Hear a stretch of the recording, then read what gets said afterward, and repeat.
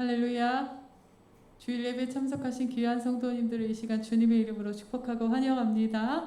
옆에 분들과 인사 나누실까요? 반갑습니다. 사랑합니다. 축복합니다. 인사하시겠습니다.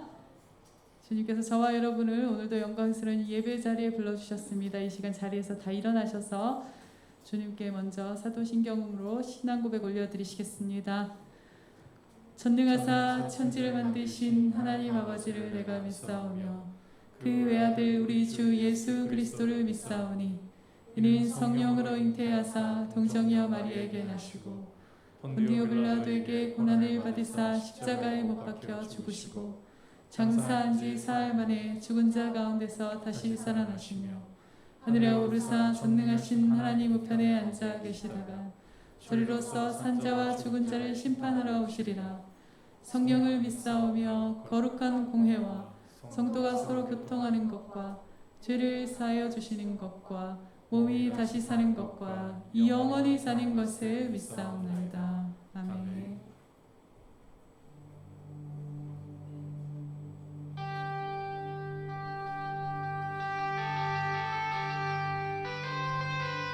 할렐루야. 전능하신 주 능력의 하나님,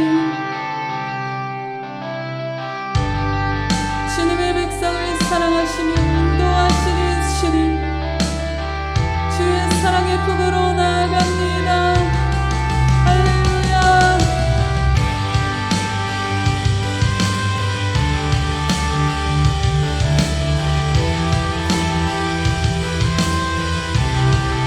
능력의 주 실패한 없는 전능하신 주님, 구하는 것보다 원하는 것보다 위대하신 주, 죽음도 이겨내신 주님, 사셨네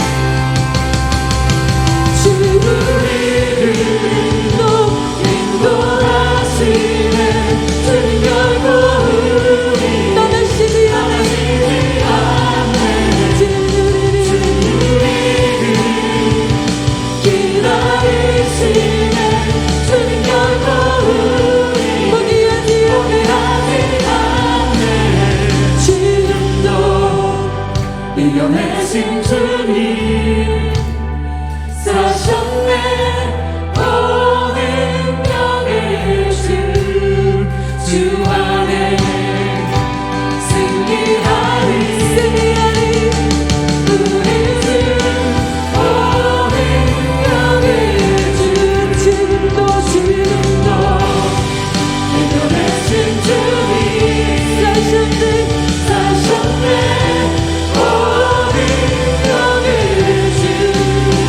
주 안에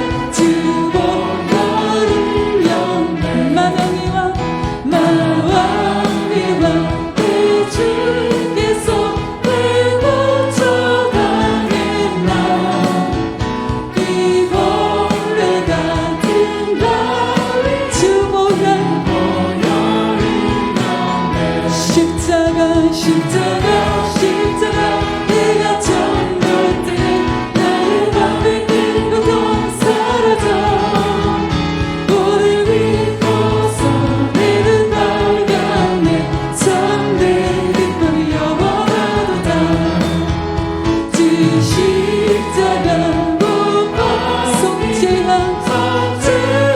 버린 나 그 유람과 그늘의 유람과 말할 수 없도다 십자가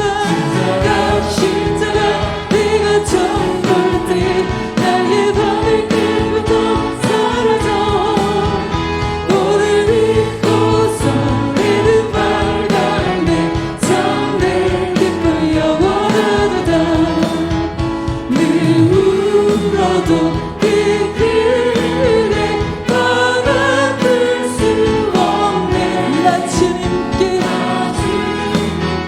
몸 바쳐서 주의 이름 쓰리 십자가 내가 처음 볼 때 나의 맘에 든 것도 사라져 오늘 믿고서 내는 밝았네 참 내 기쁨이 영원하다 주 십자가 못 박힌 속죄한 그 유람과 그 유람과 말할 수 없도록 할렐루야 십자가 내가 처음 볼 때 나의 맘에 든 것도 사라져 오늘 믿고서 내는 밝았네 참 내 기쁨이 영원하도다 늘 울어도 그 그늘에 바라볼 수 없네 나 주님께 몸 바쳐서 주의 이름 쓰리 할렐루야 십자가 내가 처음 볼 때 나의 맘에 든 것도 사라져 오늘 믿고서 내는 밝았네 참 내 기쁨이 십자가 내가 처음 볼 때 나의 맘에 든 것도 사라져 오늘 믿고서 내는 밝았네 참 내 기쁨이 십자가 앞으로 나갑니다 십자가 내가 처음 볼 때 나의 맘에 든 것도 사라져 오늘 믿고서 내는 밝았네 참 내 기쁨이 영원하도다 참 내 기쁨이 영원하도다 참 내 기쁨이 영원하도다 주 극렬함과 크시는 그 십자가 앞으로 우리를 받아주십니다 주 앞으로 나아갑니다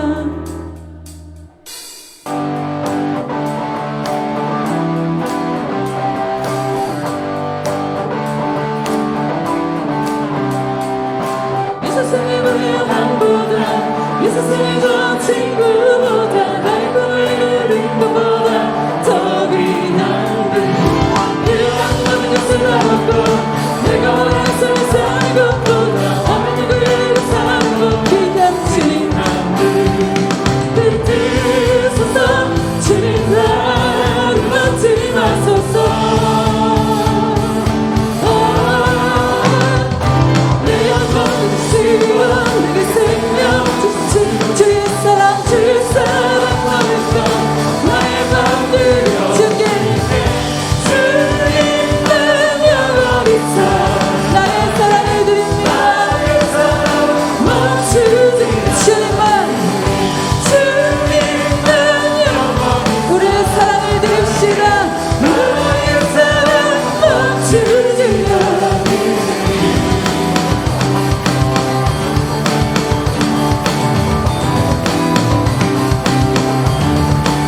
이 세상에 불효함 몰라 이 세상에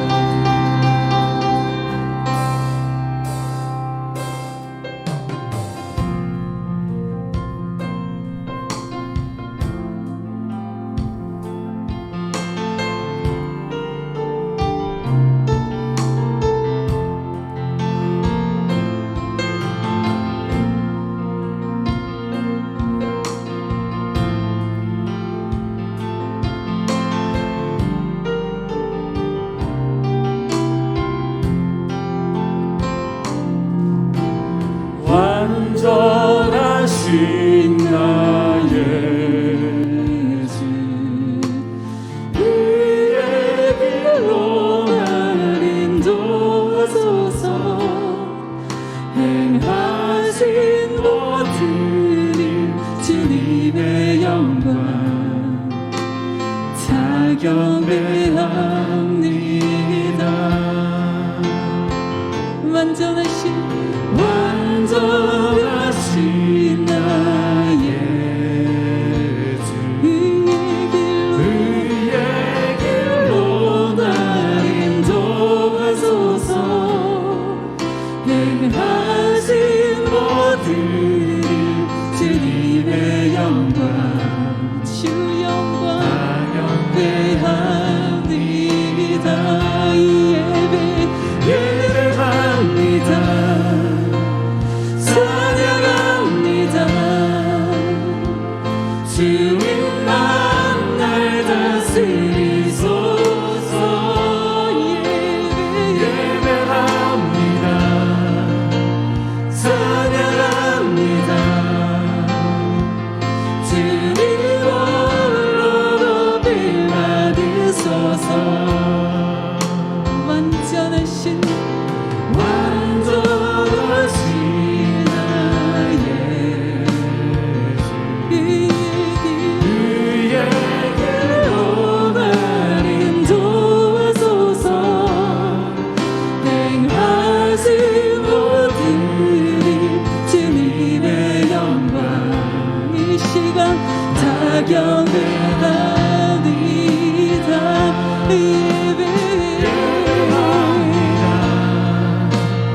찬양합니다.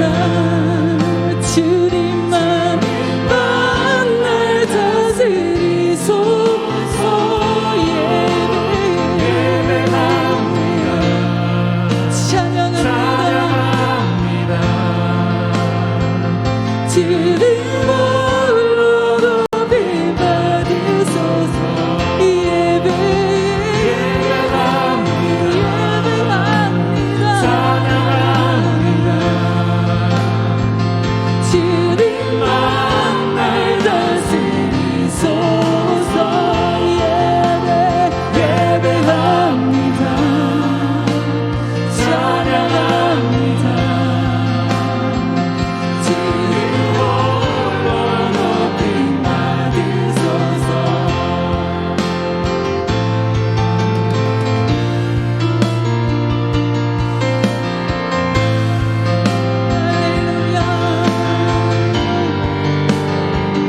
우리를 산지사로 산재물로 주님께 올려드립니다.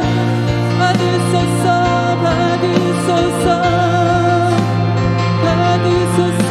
우리의 사하신 영을 주님께 올려드리시면서 예배합니다. 찬양합니다.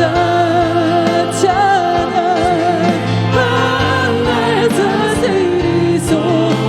두 손을 높이 들고 주님을 바라보시면서 찬양합시다. 경배합니다. 주님 홀로 높임 받으소서. 예배합니다.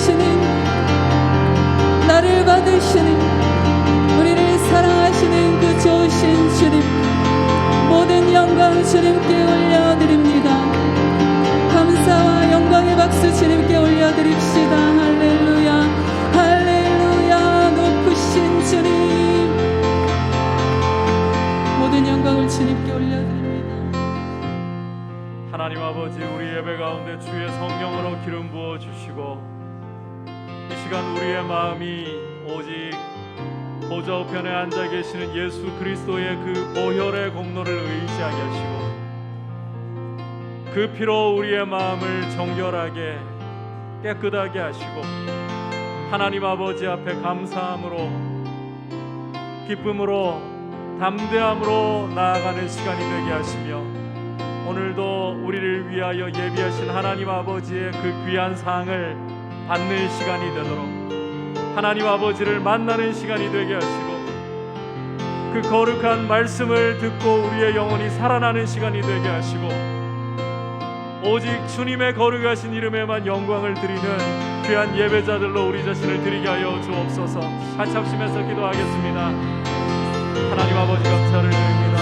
우리를 예배의 자리로 불러 모아주시고 자비하신 주님 앞에 우리의 마음을 쏟아놓게 하심을 감사합니다. 아버지, 이 시간 자비하신 은혜의 보좌 앞에 왔습니다. 우리의 의가 아니라 오직 예수 그리스도의 보혈의 공로를 힘입어 이 시간 아버지 앞에 왔습니다. 아버지 하나님 간구합니다. 우리의 마음을 정결하게 하시고 우리의 마음을 주님께 온전히 집중하여 드리게 하여 주시고 그리스도의 그 피가 우리 마음을 온전히 적시며 이 시간 우리가 담대함으로 감사함으로 기쁨으로 아버지 앞에 나아가 우리를 위하여 예비하신 상을 받아 누리는 시간이 되게 하시고 아버지를 만나 우리의 영혼이 살아나는 시간 되게 하여 주시고 예배자로서 우리 자신을 세우셔서 아버지의 거룩하신 이름에만 영광을 드리게 하여 주옵소서. 예배합니다. 찬양합니다. 주님만 날 다스리소서. 예배합니다. 예배합니다. 찬양합니다. 주님 홀로 높이 받으소서. 예배합니다. 예배합니다. 찬양합니다.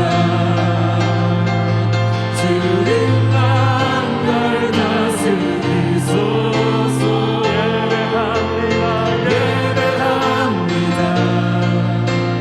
찬양합니다. 주님 홀로 높이 받으소서. 주님 홀로 주님 홀로 높이 받으소서. 주님 홀로 주님 홀로 높이 받으소서.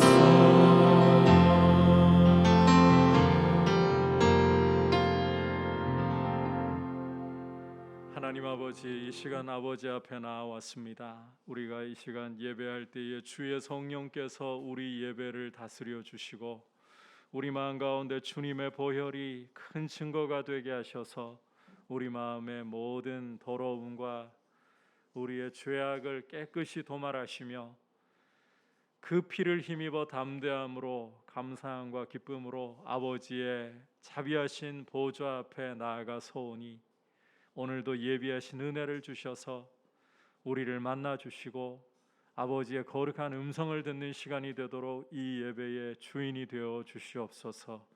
우리의 영혼을 소생시키시고 하나님 아버지 주님을 만나는 기쁨으로 살아난 우리의 영혼이 아버지 앞에 우리 주 예수 그리스도 앞에 모든 존귀와 영광을 홀로 받으시도록 드리게 하여 주옵소서.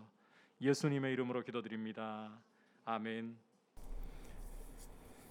광고 먼저 드립니다. 대구의 사회적 거리두기가 오늘까지 2단계 유지가 되고 내일부터는 이제 1.5단계로 하향이 됩니다. 그래서 이제 수요 예배부터 해서 예배당 좌석수의 30%, 다음 주 주일에는 좀 편하게 본당으로 다들 들어오시면 되겠습니다. 그리고 여러분이 나가실 때 보시면 입구 오른쪽에 바깥문 말씀드리는 겁니다. 바깥문 오른쪽에 손세정제가 구비되어 있습니다. 위에 남아있는 거 몇 개 안 보여도 밑에 박스가 또 한가득 있기 때문에 필요하신 분들은 마음껏 편하게 좀 가져가셔도 됩니다. 있는 거 다 소비해도 되는 거기 때문에 편하게 가져가셔서 손 소독하시는데 사용하시기를 바랍니다. 그리고 교우 동정으로 지난주에 이 주보에 올렸어야 하는데 빠뜨려 버렸습니다. 우리 청년부 출신 박영선 자매님이 둘째 등남을 했습니다. 함께 축하해 주시길 바랍니다. 이제 주님 앞에 봉헌 드리겠습니다.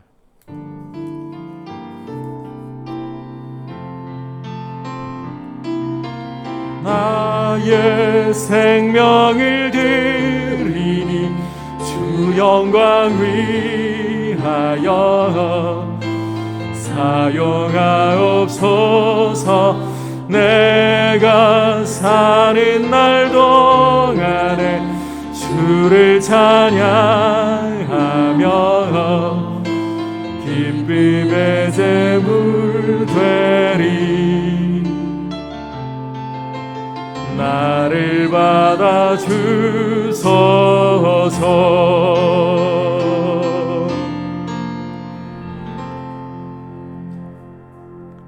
하나님 아버지, 이 시간 주님 앞에 올려드리는 이 예물을 받으시고 우리가 드릴 때마다 단순히 재물만이 아니라 하나님 아버지께서 우리의 아버지가 되시고 우리의 자비로우신 공급자가 되심을 신뢰하는 믿음으로 올려드리오니 이 예물을 흠양하시며 주의 백성들 한 사람 한 사람 생활 가운데 동행하시며 날마다 주님의 은혜로 새롭게 하시고 하늘의 기쁨이 충만하도록 돌보셔서 무슨 일을 하든지 주님 안에 하는 일이 날마다 감사가 넘치고 주님의 이름에 영광을 드리는 삶으로 늘 세워져 가게 하여 주옵소서. 예수님의 이름으로 기도드립니다. 아멘. 할렐루야. 오늘 주시는 하나님의 말씀 함께 받도록 하겠습니다.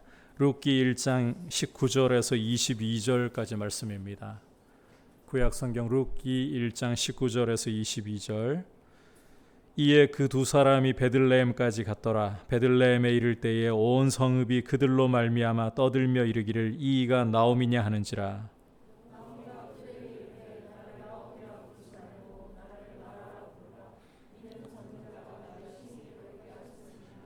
내가 풍족하게 나갔더니 여호와께서 내게 비어 돌아오게 하셨느니라. 여호와께서 나를 징벌하셨고 전능자가 나를 괴롭게 하셨거늘 너희가 어찌 나를 나옴이라 부르느냐 하니라. 나오미가 모압 지방에서 그의 며느리 모압 여인 룻과 함께 돌아왔는데 그들이 보리 추수 시작할 때에 베들레헴에 이르렀더라. 아멘. 우리 옆에 형제자매들과 인사 나누겠습니다. 사랑하고 축복합니다. 주님을 더욱 의지합시다. 그리스도인과 불평은 잘 어울리지 않는 것 같습니다. 그리스도인이 아예 불평을 하지 않아서가 아니라 보편적으로 불평이라고 한다면 믿음이 없다는 이미지로 다소 많이 각인이 되어 있는 것 같기 때문입니다. 하지만 성경에서는 생각보다 불평을 많이 찾아볼 수가 있습니다. 그것도 믿음의 사람들 속에서 이런 불평들을 많이 볼 수가 있는데 대표적으로 시편과 같은 책은 불평의 보고라고 해도 될 정도로 기도와 애가 속에서 믿음의 사람들의 불평이 녹아 있다라는 것을 발견할 수 있습니다. 보통 불평이라는 것은 고난과 함께 손잡고 가는 경향들이 많이 있습니다. 오늘은 이 불평과 함께 이 고난에 대해서 함께 말씀을 살펴보려고 합니다. 지난 시간 나오미가 두 며느리와 함께 고향 베들레헴으로 향하면서 나누는 대화를 통해서 주시는 메시지에 귀를 기울였습니다. 나오미는 아직 젊고 앞날이 창창한 두 며느리가 어머니의 집으로 돌아가기를 원한다. 재가하기를 원한다. 하지만 며느리들은 아닙니다. 어머니의 백성에게로 함께 가겠습니다. 이런 결단을 보여주었었죠.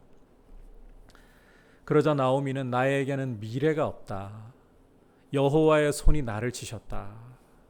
이 말로 오르바를 설득하는 데 성공해서 오르바를 돌려보내게 되었습니다. 하지만 다른 며느리 룻은 죽음이 어머니와 나를 갈라놓는 것 외에는 심지어 무덤에까지 어머니와 함께 들어가서 어머니로부터 절대로 떨어지지 않겠습니다. 이런 무덤에까지 이르는 충성을 보여주었습니다. 그것도 여호와의 이름으로 맹세를 하면서. 이에 할 말을 잃어버린 나오미는 이제 룻과 함께 고향 베들레헴으로 향하는 겁니다. 오늘 말씀은 이렇게 두 사람이 고향 베들레헴에 도달했을 때에 베들레헴 사람들이 이 두 사람을 보고 반가워서 반응을 보이는 장면과 그들에게 대답하는 나오미의 대답으로 줄을 이루고 있습니다. 이 나오미의 대답을 간단하게 한 단어로 좀 요약하자면 불평입니다. 이걸 통해서 고난과 불평의 문제에 대해서 함께 주시는 말씀에 귀를 좀 기울이려고 합니다. 자, 먼저 첫 번째 메시지입니다. 하나님의 주권이라는 울타리 안에서 불평하라. 하나님의 주권이라는 울타리 안에서 불평하라는 것입니다. 19절 함께 읽어보겠습니다. 이에 그 두 사람이 베들레헴까지 갔더라. 베들레헴에 이를 때에 온 성읍이 그들로 말미암아 떠들며 이르기를 이가 나오미냐 하는지라. 자, 함께 읽은 말씀은 나오미와 룻이 이제 베들레헴에 도착했을 때에 베들레헴 온 성읍 사람들이 이 두 사람이 온 것을 보고는 보이는 반응을 묘사하고 있어요. 룻기 기자는 베들레헴 사람들이 룻과 함께 온 나오미를 보았을 때에 그들로 말미암아 떠들었더라, 이렇게 묘사를 하고 있습니다. 떠들었더라. 자, 여기에서 떠들었다에 해당하는 히브리어 표현이 훔이라고 하는 표현인데 사무엘상 4장 5절에서 또 쓰인 것을 발견할 수가 있어요. 사무엘상 4장 5절은 이스라엘이 블레셋과의 전쟁에서 대패한 후에 왜 우리가 이렇게 패배했을까? 우리에게 하나님의 언약궤가 없기 때문인 것 같다. 하나님의 언약궤를 이스라엘 진안에 모셔오자. 그러면 하나님도 우리와 함께 하실 것이다. 이렇게 해서 이스라엘이 하나님의 언약궤를 진 가운데 모시고 오는데 그때 보인 반응을 묘사하고 있습니다. 그 반응에다가 훔이라는 똑같은 단어를, 베들레헴 사람들이 나오미를 볼 때 보였던 똑같은 반응을 그렇게 표현하고 있어요. 하나님의 언약궤를 이스라엘 진안에 가져오면 자동으로 하나님이 함께 따라오실 것이다. 여러분, 이것은 참 어리석은 생각이에요. 이건 이방 민족들이나 가지고 있던 헛된 생각입니다. 고대 근동 지역의 다른 민족들을 보면 신과 관련된 성물을 가지고 있으면 그 신이 자동으로 함께한다. 현대판으로 좀 바꾸어 보자면 십자가 목걸이를 하고 있으면 귀신이 붙지 않을 거야. 소위 이런 생각인 거예요. 성경책만 가지고 있어도 하나님이 나하고 함께 계셔. 여러분, 하나님을 사랑하고 그 말씀에 순종해야 하나님과 동행하는 모습이잖아요. 어떻게 언약궤가 이스라엘 진안에 온다고 하나님이 자동으로 딸려옵니까? 착각이죠. 그런데 이런 착각에 빠져있는 이스라엘은 하나님의 언약궤가 진안에 들어왔을 때에 하나님이 이제 우리와 함께 하시는구나 흥분하고 함성을 지르면서 들떠 있었습니다. 여기 들떠 있었다, 울렸다, 이런 표현이 바로 오늘 베들레헴 사람들이 나오미를 보고서 보이는 그 반응에 묘사되어 있다는 거예요. 훔이라는 동사가. 그러니까 베들레헴 사람들이 이 나오미 10년 만에 이제 고향으로 돌아온 나오미를 볼 때에 자, 나오미가 어떤 모습으로 돌아왔습니까? 나갈 때만 해도 풍족하게 나가더니 돌아올 때는 남편 죽고 두 아들들 죽고 텅 비어서 돌아왔잖아요. 아니, 나오미가 어떻게 저렇게 된 거야? 이렇게 놀라고 충격을 받은 게 아니라 그런 게 아니에요. 10년 만에 보는 나오미가 너무 반가운 거예요.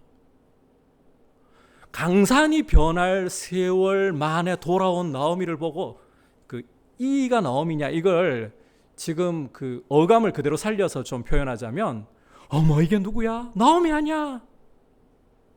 10년 전에 떠났던 그 나오미야? 너무 반가운 목소리로 지금 흥분하면서 온 베들레헴 사람들이 그렇게 들떠 있다는 거예요. 반겨주는 거죠. 자, 그런데 지금 고향으로 돌아오는 나오미는 이런 고향 사람들의 반가움, 자기를 알아봐 주는 것이 전혀 반갑지 않고 오히려 이게 부담스럽고 괴롭습니다. 자, 20절에서 확인해 보겠습니다. 시작. 나오미가 그들에게 이르되 나를 나오미라 부르지 말고 나를 마라라 부르라. 이는 전능자가 나를 심히 괴롭게 하셨음이니라. 나오미가 고향 베들레헴 사람들에게 답변하는 말을 들어보면 이게 음성 지원이 안 들어가 있어도 목소리에 괴로움이 가득 차 있다는 거 여러분 단번에 느끼실 거예요. 이 괴로움이 가득한 목소리로 나오미는 나를 더 이상 나오미라고 부르지 말고 나를 마라라고 부르라. 여러분 이 나오미라는 이름은 기쁨, 즐거움이라는 뜻을 갖고 있어요. 반면에 마라 이것은 쓰다, 괴롭다 이런 뜻을 갖고 있어요. 더 이상 내 이름대로 나를 기쁨이라고 즐거움이라고 부르지 말고 나를 괴로움이라고 불러라. 쓰디 쓴 것이라고 불러라. 왜 이렇게 부르라고 하느냐? 나오미는 그 이유를 전능자가 나를 심히 괴롭게 하셨기 때문이다. 전능자께서 나를 심히 괴롭게 하셨기 때문이다. 아니 전능하신 하나님이 나오미를 심히 괴롭게 하셨다고요? 그럼 구체적으로 하나님이 어떻게 나오미를 괴롭게 하셨단 말인가? 어떻게 괴롭히신 것인가? 21절 같이 읽어보겠습니다. 시작. 내가 풍족하게 나갔더니 여호와께서 내게 비어 돌아오게 하셨느니라. 여호와께서 나를 징벌하셨고 전능자가 나를 괴롭게 하셨거늘 너희가 어찌 나를 나오미라 부르느냐 하니라. 함께 읽은 말씀을 보시면 나오미는 풍족하게 나갔다. 모압으로 갈 때만 해도 비록 흉년이 떡집이라 불리는 이 베들레헴을 강타한 상황에서도 사람들이 부러워할 만큼 풍족하게 남편과 두 아들들을 함께 하면서 풍족하게 나갔다는 거예요. 부러움의 시선을 한 몸에 받으면서 더 나은 삶을 위해 모압 땅으로 갔다는 거예요. 그런데 10여 년이 지난 지금은 그 풍족함, 그 사람들의 부러운 시선은 더 이상 기대할 수 없을 정도로 남편 죽고 두 아들들 죽고 의지할 사람 하나 없이 오늘 무엇을 먹고 살아야 할까 이렇게 염려할 정도로 텅 비어버렸다. 주목할 것은 전능자께서 여호와께서 이렇게 자신을 심히 괴롭게 하신 자신의 삶을 텅 비어버리게 만드신 장본인이시다 이렇게 나오미는 쏟아놓고 있는 것입니다. 여러분 혹시 룻기 1장을 우리가 지금까지 공부를 해왔잖아요. 그 가운데에서 여호와께서 엘리멜렉을 죽이셨다. 여호와께서 말론과 기럧을 죽이셨다. 여호와께서 나오미의 품을 텅 비어버리게 만드셨다. 이런 표현 보신 적 있나요? 1장 6절을 보시면 오히려 여호와께서 그 백성에게 찾아오셔서 양식을 주셨다. 이런 말씀은 볼 수 있었지만 어디에서도 하나님이 나오미를 괴롭히셨다. 나오미를 치셨다. 이런 말 못 봤죠? 그런데 나오미는 전능자께서 여호와께서 나를 괴롭게 하셨다. 그것도 심히.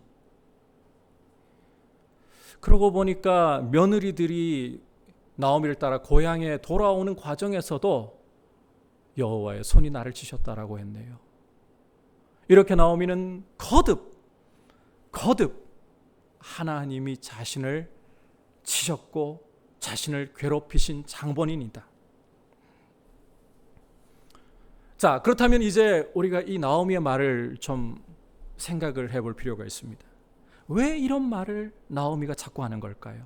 이런 말을 하는 의도가 뭘까요?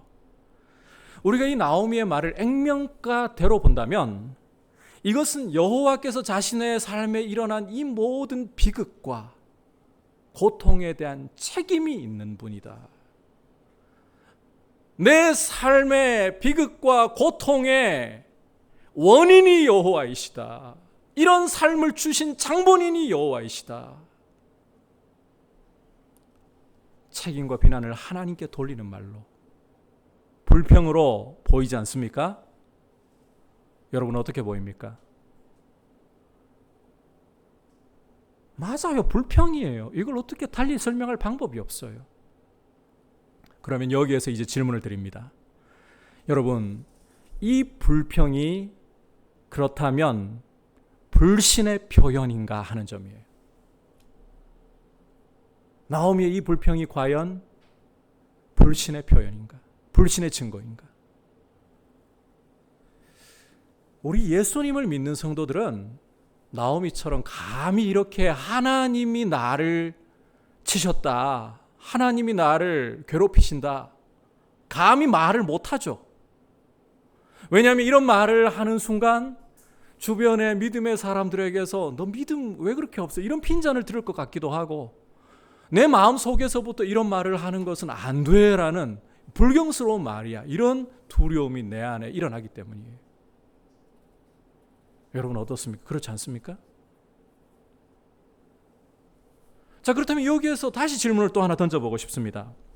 우리 삶에 나오미처럼 이렇게 고난이 찾아와서 너무나도 고통스럽고 공고할 때에 나오미처럼 하나님 손이 나를 때리셨다, 하나님이 나를 괴롭게 하셨다, 이 말을 하는 게 정말 불신이고 불경의 증거인가? 정말 불신의 표이고 불경의 증거인가? 자, 이 부분에 대한 이해를 얻기 위해서 우리가 잠시 성경의 다른 것들을 좀 살펴볼 필요가 있을 것 같습니다. 먼저는 사무엘상 2장에 기록되어 있는 한나의 기도를 좀 살펴보려고 합니다. 사무엘상 2장 6절과 7절 우리 한 목소리로 읽어보겠습니다. 시작. 여호와는 죽이기도 하시고 살리기도 하시며 수월에 내리게도 하시고 거기에서 올리기도 하시는도다. 여호와는 가난하게도 하시고 부하게도 하시며 낮추기도 하시고 높이기도 하시는도다. 자, 이 사무엘상 2장에 기록된 한나의 기도는 하나님이 한나의 간절한 기도를 들으시고 사무엘을 선물로 주셨잖아요. 이 사무엘을 젖을 떼고 난 후에 하나님께 바치고 이 기도를 감사의 기도예요. 찬송의 기도예요. 이 기도를 드린 거예요. 그러니까 찬송의 기도라는 색채를 우리가 알고 이 말씀을 볼 필요가 있습니다. 그런데 여기에서 우선 찬송이라는 색채를 싹 한번 빼고 좀 보자고요. 찬송이라는 색채를. 한나가 지금 하나님에 대해서 고백하고 있는 표현을 여러분 잘 보시면 이렇게 표현하는 부분들을 발견할 수가 있어요. 여호와를 가리켜서 죽이기도 하시고 수월에 내리게도 하시고 가난하게도 하시고 낮추기도 하시고. 자, 이 말이 뭔가요? 하나님은 생과 복만 주시는 분이 아니라 사와 화도 주시는 분이다, 이 표현이잖아요. 이걸 좀 다르게 설명한다면 하나님께 죽음에 대해서, 가난에 대해서, 고난에 대해서, 낮아짐에 대해서 하나님께로부터 오는 겁니다. 탓하는 표현으로도 색채를 싹, 감사의 색채를, 찬송의 색채를 다 빼버리면 이야기할 수 있다는 말이에요. 그러면 여러분, 지금 이 한나의 표현이 정말 불신의 표현인가요? 아니잖아요. 전혀 아니에요.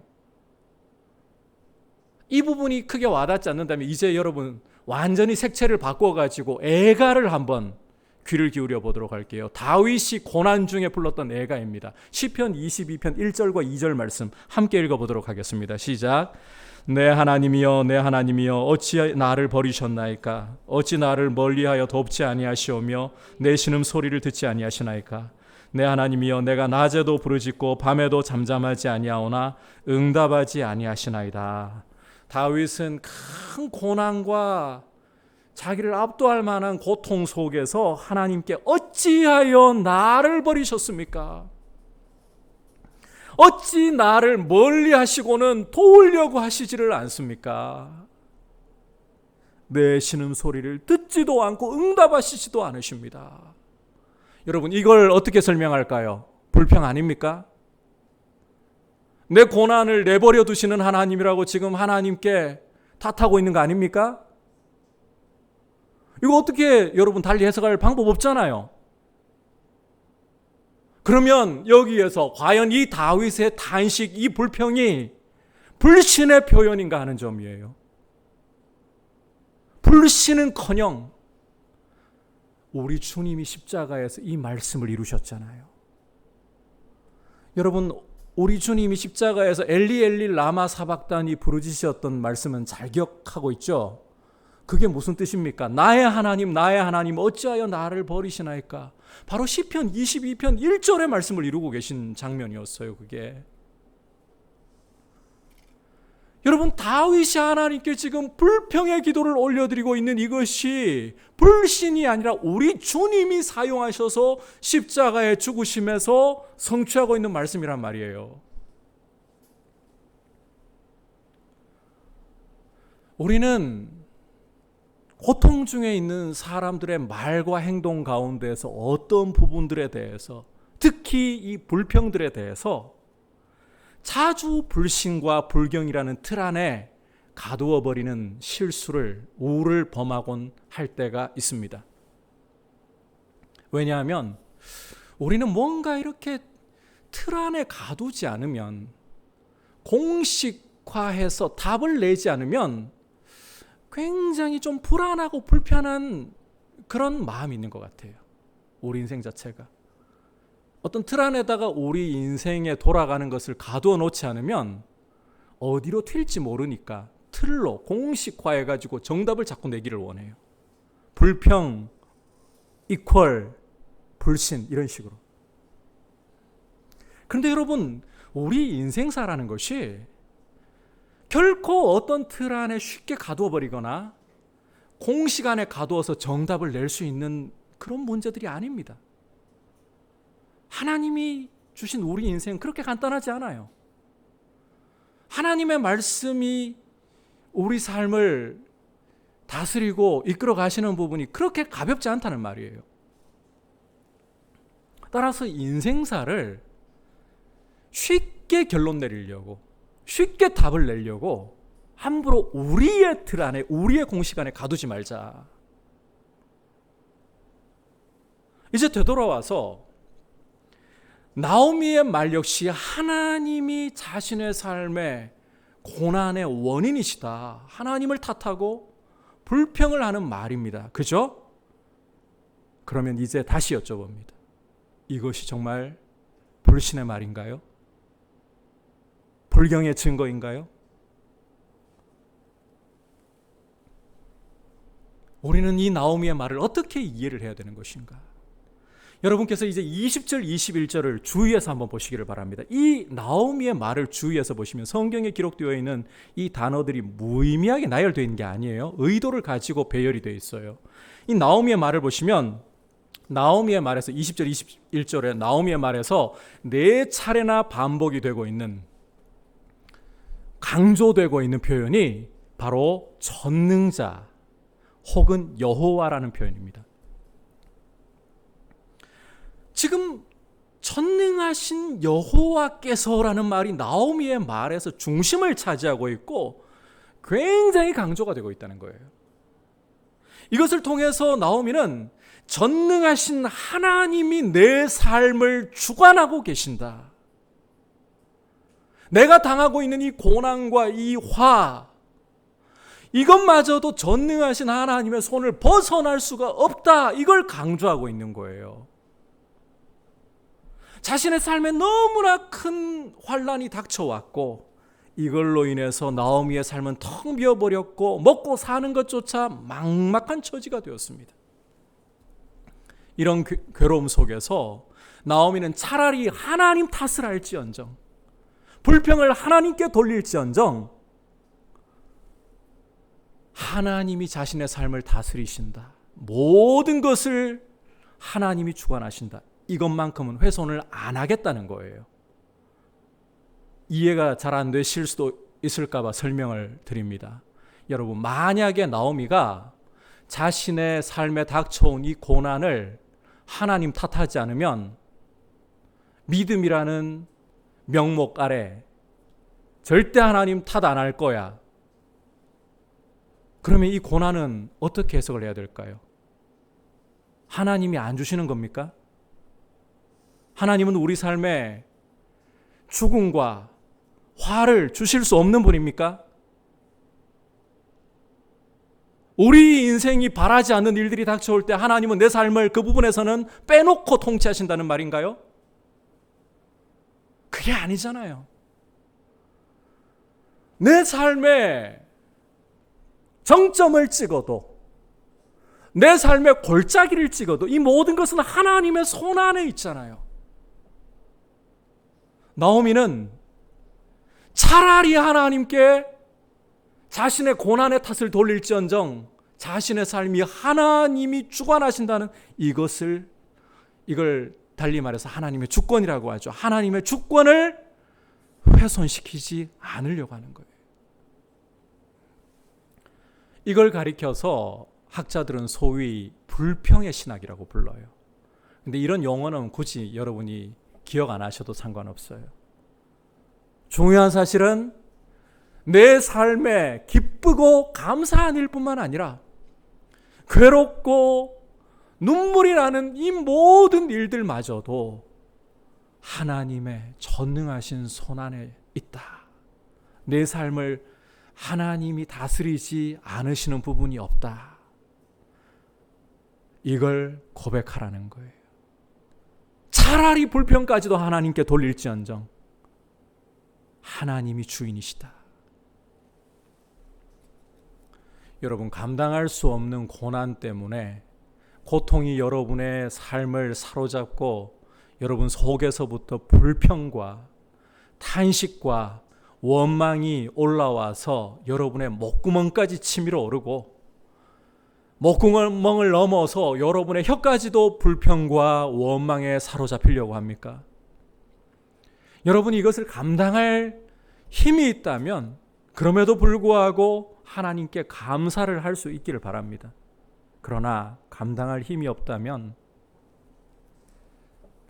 이런 치고 나오는 불평을, 터져 나오는 불평을 터뜨리시기를 바랍니다. 오늘 갑자기 뭐 불평을 터뜨리라고 고개가 갸우뚱할지 모르겠습니다만 여러분이 속에서 끓어오르는 불평을 감당할 수 없다면 터뜨리셔야 돼요. 그런데 잘 들으십시오. 하나님 앞에서 터뜨리십시오. 하나님이 내 삶의 모든 것을 주장하고 다스리신다는 울타리 안에서 터뜨리십시오. 사람 앞에서는 이런 불평, 불만, 원망을 쉽게 터뜨려서는 안 돼요. 상대방 봐가면서 감당 못할 경우에는 터뜨리면 안 돼요. 하나님 앞에서는 터뜨려도 돼요. 제가 여러분에게 간혹 이런 말씀을 드렸던 거 기억할 거예요.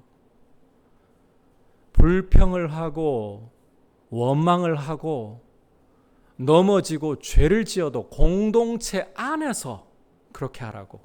기억하십니까, 여러분? 공동체라는 울타리 안에서 넘어져도 넘어지고 불평을 해도 불평을 하고 죄를 지어도 죄를 지으라고. 그렇다고 해서 죄 짓고 뭐 불평하고 뭐 이걸 권장한다는 뜻 아닌 거 알죠, 여러분? 말을 잘 들어야 돼요. 오늘은 정말 말 잘 들어야 돼요. 마찬가지로 내 삶의 불평이 나를 감당할 수 없도록 나를 장악하고 내 입을 어떻게 할 자신이 없을 때 그거 여러분이 아닌 척하면 안 돼요. 없는 척, 믿음으로 나는 괜찮은 척하면 안 돼요. 터뜨리십시오. 이 공동체라는 울타리와 더불어 하나님 앞에서라는 울타리 안에서 하나님이 내 삶에 모든 것을 주장하신다는 이 울타리 안에서 터뜨리십시오. 여러분, 가식과 위선이 더 위험해요.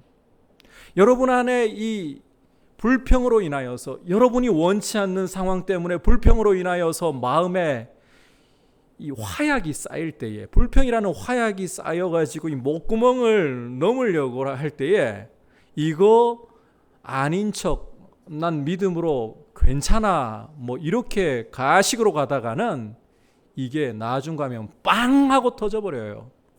여러분의 인생이, 또 주변에 있는 사람들이 그 하나님 앞에서 해결하면 하나님이 다스려 주실 것을 다 그 폭발 속에 휩쓸려 가지고 고통을 당하게 될 수 있어요. 그럴 때 우리는 사실 놀라죠. 내가 터뜨려 놓고도 폭발할 때 스스로 놀라요. 내가 왜 이러지? 속으로 놀라죠. 그런데 그게 진짜 사실은 자신의 모습이에요. 이상한 낯선 모습이 아니라 그게 진짜예요, 사실은. 그걸 가식으로, 믿음이라는 기치 아래에서 가식으로 덮어놓으니까 나중에 이게 폭발력이 이게 쌓여가지고 터질 때에는 더 충격적인 거죠. 여러분, 가식은 위험해요. 하나님은 우리를 너무 잘 알고 계십니다. 우리의 속에 있는 모든 생각과 모든 감정들을 다 알고 계시고 우리 자신보다 더 잘 알고 계십니다. 그리고 하나님은 이 모든 것들을 감당해내실 수 있는 우리의 자비로우신 하나님, 우리의 자비로우신 아버지이십니다. 따라서 여러분의 삶에 원치 않는 고난이 여러분을 사로잡고 속에서 고통과 그 고통으로 인한 불평이 올라올 때에 아닌 척하지 말고 하나님 앞에서, 하나님이 내 삶의 주인이 되시려는 이 울타리 안에서 여러분의 불평을 하나님께 터뜨릴 수 있기를 바랍니다. 그래서 이걸 잘 기억하셔야 돼요. 불평이 여러분을 잡아먹게 내버려 두지 말고 오히려 하나님을 가까이 할 수 있는 기회가 되게 하라. 어떻게 하라고요? 불평이 하나님께 여러분이 더 가까이 나가게 되는 기회가 되게 하라. 시편의 불평들은 하나님께로 가까이 하게 시인들을 만들었어요. 여러분들도 불평을 아닌 척 하지 말고, 진짜 위험한 거예요. 그게 내 속에 화약이 쌓이고 있는데, 불만 붙으면 터져버리는데, 그걸 난 믿음으로 괜찮아라고 아닌 척 하지 말고 주님 앞에 그 화약을 다 쏟아 놓아서 주님이 여러분을 만져주시고 주님을 가까이 하게 되는 기회로, 여러분의 삶이 주님이 치유하시는 주님의 헤세드가 흘러들어오는 기회로 삼으시길 축복합니다. 이제 두 번째 메시지입니다.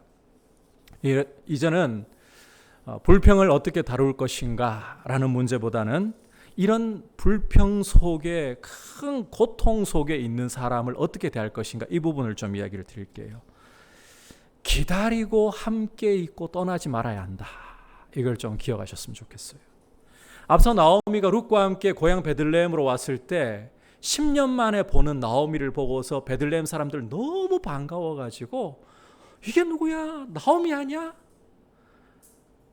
반겨주는 이런 반응을 보였잖아요. 그때 나오미가 어떻게 했다고 했습니까? 반가웠다? 전혀 반갑지도 않고 자기를 알아봐 주는 게 귀찮고 고통스럽기만 하다고 했었죠. 게다가 22절을 여러분이 보시면 나오미가 모압 여인 룻과 함께 돌아오는 것과 그때가 보리추수 시작할 무렵이었다라고 성경 기자가 묘사하는 것을 읽을 수가 있습니다. 자, 이전에 이 22절 말씀 여러분들께 해설을 해드린 적이 있었죠. 보리추수 시작할 때라는 이 말이 어떤 말이라고 했습니까? 회복을 암시하고 있는 말씀이다. 복선이다. 그렇게 말씀을 드렸잖아요. 그런데 오늘 말씀의 전체적인 흐름 속에서 보면 나오미에게 이 회복의 무대가 될 보리추수 시작할 때 이게 무슨 영향이라도 조금이라도 끼치고 있나요? 아무런 영향도 안 끼쳐요. 아예 보이지 않는다는 거죠. 자신과 함께 오고 있는 룻이 그 무대에서 자신의 삶을 회복해야 할 복덩어리라는 것 나오미가 볼 수 있을까요? 여러분, 룻에게 쓴 표현을 잘 봐야 돼요. 모압 여인, 이 룻이 어떤 결단하고 따라왔습니까? 내가 내 어머니의 집을 버리고서라도, 다시 말해서 내 백성과 내 신을 버리고서라도 이스라엘을 나의 백성, 여호와를 나의 하나님으로 모시겠습니다. 이 결단했잖아요. 그런데 여전히 어떻게 표현이 쓰이고 있어요? 모압 여인. 존재감이 없다는 거죠. 왜 이런 건가요? 나오미에게 그래요. 제가 지금 이런 설명을 드리는 것은 나오미에게는 어떤 것도 지금 눈에 들어오지도 않고 어떤 말도 귀에 들어오지도 않는다는 거예요. 여러분, 우리 인생이라는 게 너무 감당하기 벅차고 한순간 하늘이 무너지고 땅이 꺼지는 것 같은 고통과 고난이 우리를 뒤덮어버릴 때는 주변에서 무슨 말을 해줘도 들리지를 않아요. 어떤 것도 눈에 들어오지 않아요. 누가 나한테 관심을 가지는 것조차도 귀찮고 제발 좀 날 내버려둬. 그러고 싶어요.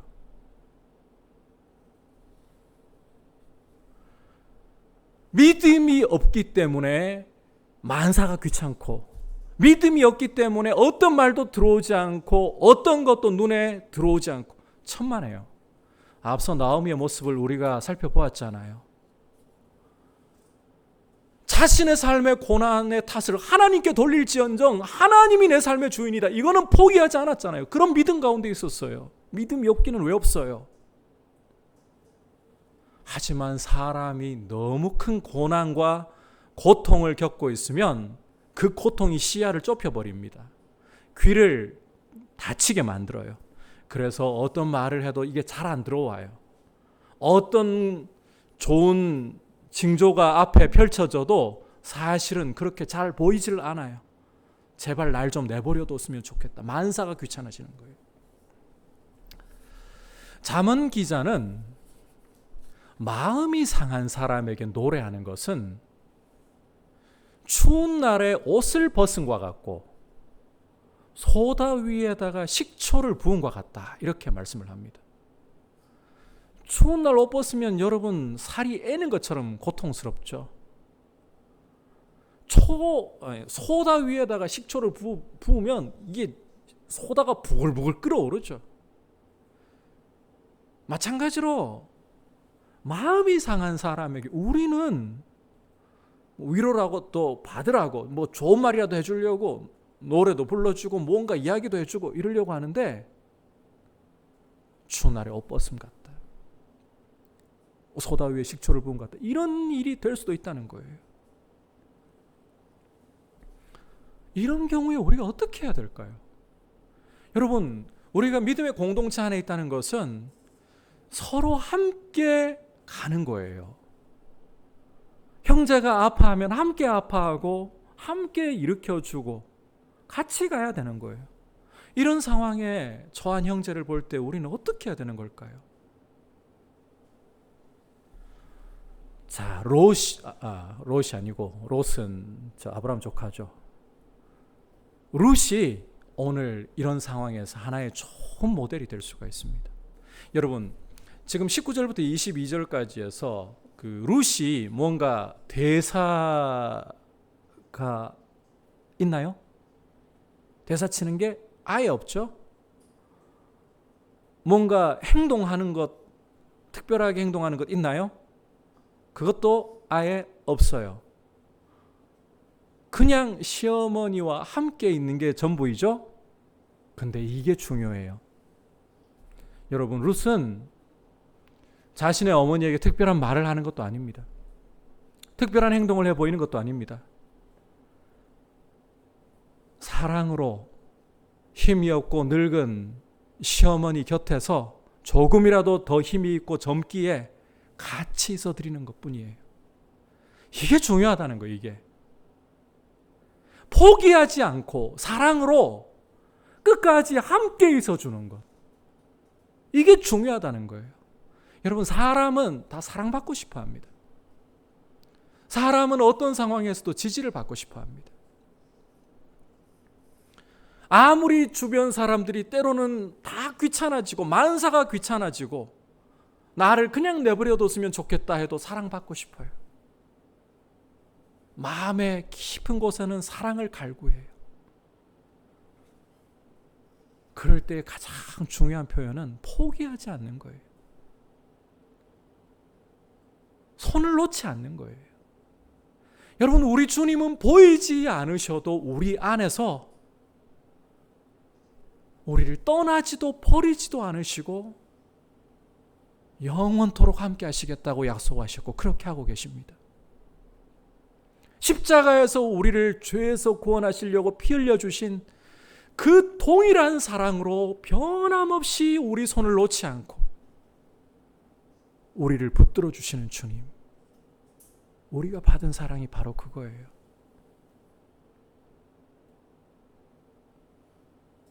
우리는 죄를 짓고 넘어집니다.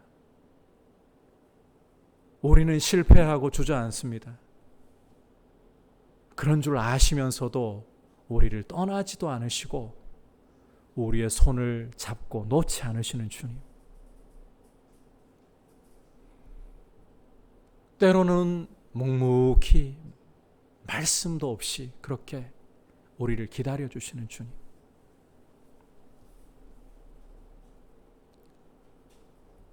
룻이 비중이 없어 보이는 게 오히려 더 멋있는 거예요. 여기서 그냥 어머니와 같이 있어 드리는 거, 포기하지 않고 있어 드리는 거.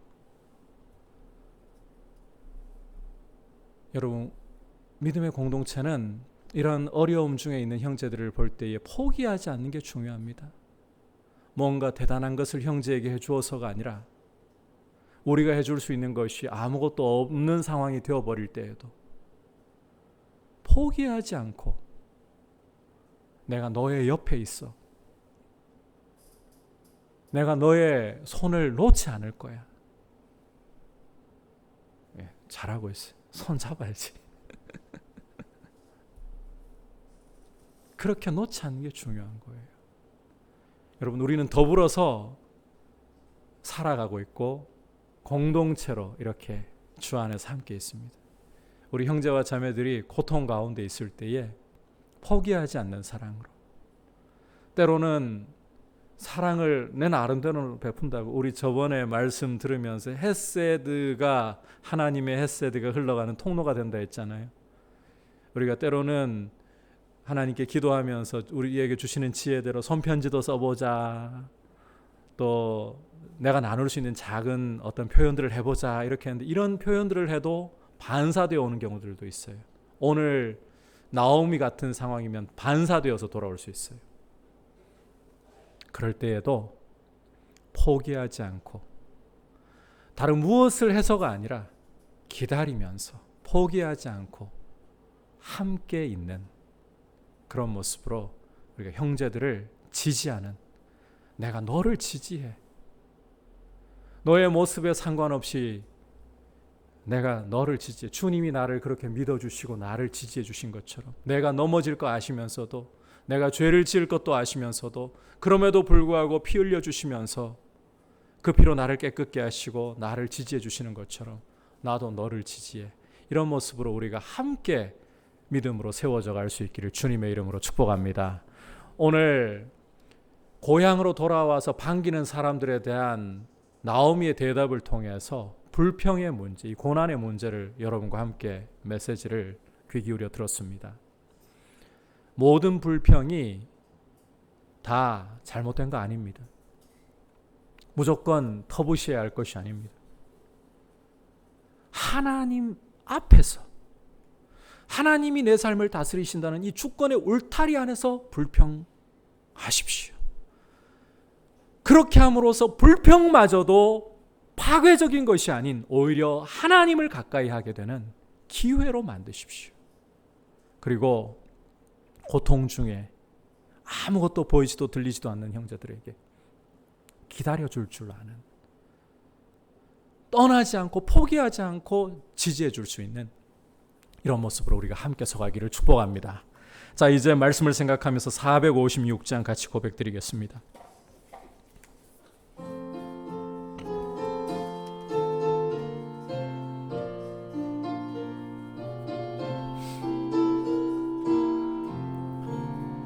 거친 세상에서 실패하거든 그 손못 자국 만져라. 고된 일 하다가 힘을 얻으리 그 손못 자국 만져라. 그 손못 자국 만져라. 그 손못 자국 만져라. 주가 널 지키며 인도하시리. 그 손못 자국 만져라. 내가 어둠 속을 걸어갈 때에 그 손못 자국 만져라.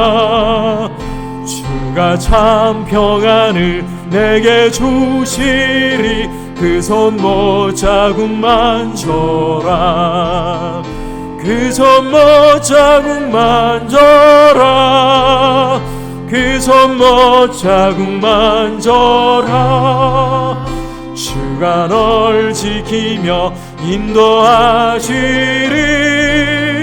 그 손못 자국 만져라. 내가 부활의 주 따라가려면 그 손못 자국 만져라. 내가 주 안에서 길이 살리라. 그 손못 자국 만져라. 그 손못 자국 만져라. 그 손못 자국 만져라. 주가 널 지키며 인도하시리. 그 손못 자국 만져. 너의 죄악의 짐, 너의 죄악의 짐 무거울 때에 그 손못 자국 만져라.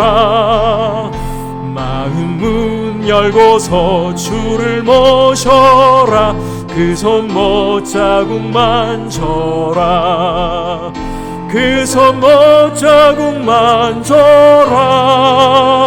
그 손못 자국 만져라. 주가 널 지키며 인도하시리. 그 손못 자국 만져라. 이 시간 함께 기도할 때에 주님, 우리 삶에 감당하기 벅찬 어려움이 우리 마음에 큰 고통을 만들어내고 그 고통으로 인하여 불평과 탄식과 원망이 내 마음에 가득 차서 목구멍까지 차오르고 터져나오려고 할 때에 그것을 하나님 앞에서, 하나님이 내 삶의 주인이시고 나를 다스리신다는 이 울타리 안에서 터뜨릴 수 있도록 도와주셔서 불평이 나를 삼켜버리는 것이 아니라 오히려 하나님께로 나아갈 수 있는 기회가 될 수 있도록 주님 내 삶을 이끌어 주옵소서. 그리고 고통 중에 아무것도 보이지도 들리지도 않고 만사가 귀찮은 형제들을 포기하지 않고 기다려 줄 수 있는, 손을 놓지 않고 끝까지 함께 하려고 하는 사랑으로 우리 주님이 우리를 사랑하신 것처럼 형제들을 사랑하고 서로 함께 서가는 공동체 되게 하여 주옵소서. 기도하겠습니다. 하나님 아버지 감사합니다. 오늘 말씀을 통해서 우리의 삶 가운데 우리가 감당하기 벅차고 힘겨운 고난이 우리의 삶을 뒤덮어버리고 우리의 마음에는 고통이 차올라 원망과 불평이 탄식이 터져나오려고 할 때에 주님, 이것을 아닌 척하지 말고 우리가 감당하려고 하지 말고 하나님 아버지 앞에서 하나님이 내 삶을 다스리시는 주권자시라는 이 울타리 안에서 터뜨릴 수 있게 하여 주옵소서. 주님, 이 불평이 나를 삼켜버리게 하는 것이 아니라 오히려 하나님 아버지께 가까이 나아가게 하는 기회가 될 수 있도록 주님 선하게 바꾸어 주옵소서. 자비로우신 주님, 우리의 형제와 자매들을 우리가 포기하지 않는 사랑으로, 아버지 기다려주고 함께하는 사랑으로 공동체를 아름답게 세울 수 있도록 도와주셔서 함께 서가며 함께 주님 안에서 아름답게 믿음으로 더욱더 건강해져 가고 더욱더 견고해져 가는 귀한 공동체 되게 하여 주옵소서. 자리에서 일어나서 고백하겠습니다. 너의 죄악의 짐 무거울 때에, 너의 죄악의 짐 무거울 때에 그 손못 자국만 져라. 마음 문 열고서 주를 모셔라. 그 손못 자국만 져라. 그 손못 자국만 져라. 그 손못 자국만 져라. 주가 널 지키며 인도하시리. 그 손못 자국만 져. 그 손못 자국, 그 손못 자국만 져라. 그 손못 자국만 져라. 주가 널 지키며 인도하시리. 그 손못 자국만 져라.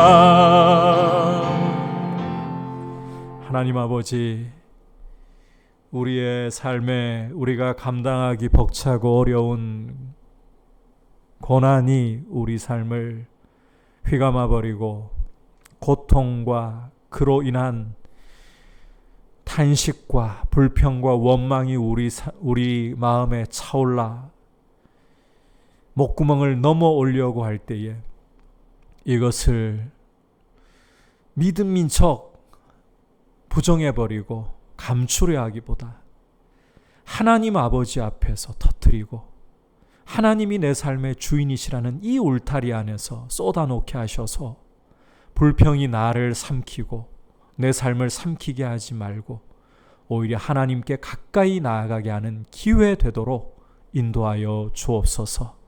아버지, 우리가 고통 중에 아무것도 보이지 않고 들리지 않고 만사가 귀찮은 형제와 자매들을 어떻게 도와주어야 할지 때로 막막할 때가 많습니다. 그러나 그와 같은 상황 속에서 형제들을 묵묵히 기다리면서 떠나지 않고 포기하지 않고 함께 있어줌으로 변함없이 우리를 사랑하시고 우리와 함께 하시는 주님의 사랑이 흘러가는 통로가 되도록, 그렇게 우리가 서로 사랑하고 함께 세워져 가는 공동체 되도록 은혜해 주시옵소서. 우리 주 예수 그리스도의 크신 은혜와 하나님 아버지의 지극하신 사랑과 성령 하나님의 감화감동 충만하게 하시는 은혜의 역사가 하나님 아버지 앞에서 불평을 쏟아놓으며 그것이 기회가 되도록, 하나님을 가까이 하는 기회가 되도록 드리기를 원하고, 형제와 포기하지 않고 끝까지 함께 하기를 원하는 모든 주의 백성들 위해, 열방을 섬기시는 선교사님들 위해 이제부터 영원토록 함께 계시기를 간절히 축원하옵나이다. 아멘.